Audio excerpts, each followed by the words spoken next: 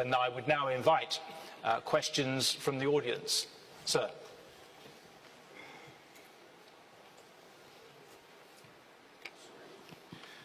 Thank you very much for this opportunity. Mr. Qureshi, my question is for you. A very fine speech. I don't know who has written that speech, but I really want to know what exactly is going on in Pakistan. The 3 channels have been taken off air. I know that is not your role. I've been in the High Commission and I have got your answer that it is the Pakistan, the PAMRA is responsible for that. But we really want to know that why this is happening, because when somebody from your political rival, Ms. Maryam Nawaz, was doing a press conference, something happened like that. And an interview who was conducted by Mohammed Mir in one of the leading TV channels in Pakistan, and he's your past friend as well. So when we talk on this World Forum, talk about the media freedom, so this is something very strange to come from your side, that there is a media freedom in Pakistan. So we really want to know what is your take on that. Well, I can certainly assure you that there is media freedom in Pakistan to begin with, and if you want to experience that, you're welcome. Come and see the talk shows that take place every evening, every day. Journalists say that what they want to. They are as open, as objective, and as critical as they want to be. The Constitution of Pakistan under Article 19 gives protection to freedom of expression and speech. There are organizations in the country, watchdog organizations, manned, elected by journalists themselves, that oversee that journalists and media is functioning independently. There is independence, editorial independence. Frankly, the incident that you're quoting does not reflect the mood, the sentiment that exists in the country. Look at the number of channels that are functioning in Pakistan. There are today close to 89 private television channels functioning in Pakistan. 3 of them were taken off, but I'm told for 6 to 8 hours, and now they are functioning again. They had issues with PAMRA. PAMRA is a regulatory body, and those issues have been settled, and they're back on air. And as far as Mr. Hamid Mir is concerned, he's a very well-respected journalist. I have enjoyed speaking to him a number of times. I've been to his talk shows umpteen times.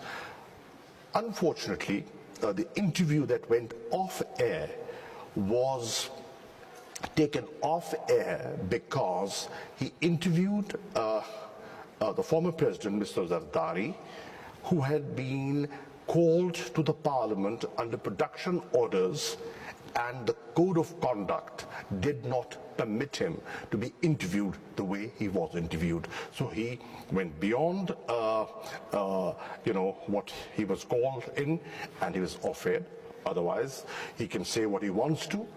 His party is holding rallies. His son, who's also the chairperson, the co-chairperson of the party, is going up and down the country, making speeches, being as critical as he wants to.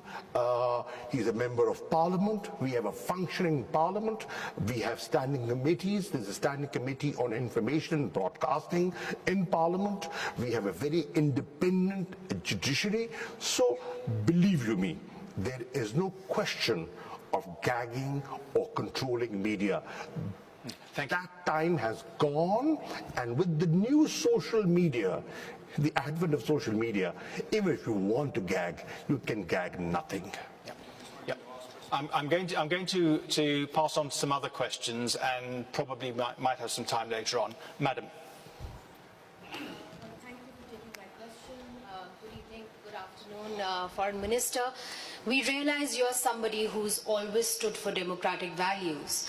However, unfortunately, since your government has come into power and I'm a practicing journalist, as you know, in Pakistan. I have my own TV show.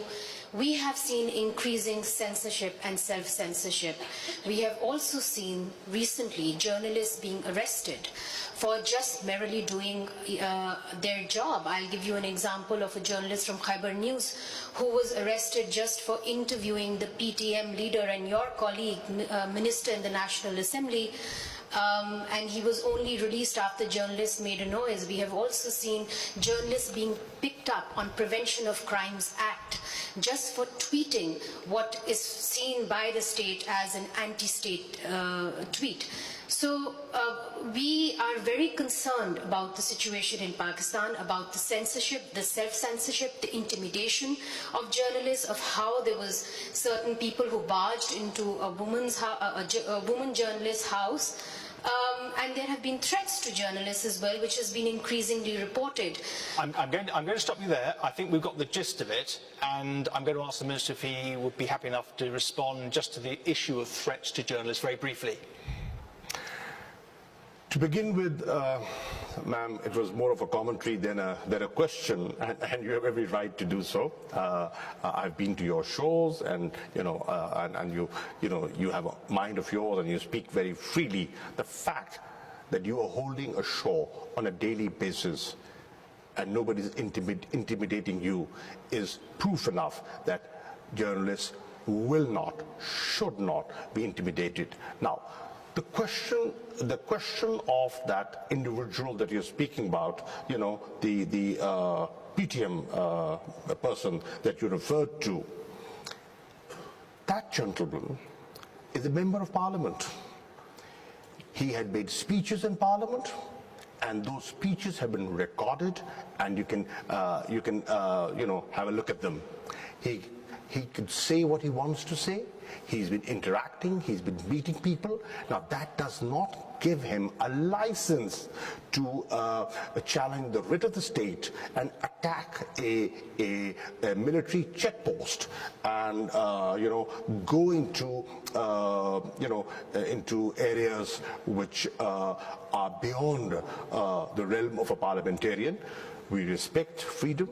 We think I'm a Democrat, as you said, and you know my background. I believe in upholding the values of democracy and journalism, they are linked, interlinked. I can assure you, if there are curbs, I'll be one of them who will be speaking against those curbs. We are a democracy. We believe in rule of law. We have a constitution, and we will never allow any journalist to be intimidated or harassed. That's super. Thank you, Minister. I'm really sorry, but we're kind of running out of time. We've got another panel session. I wonder if there are any questions very briefly for Minister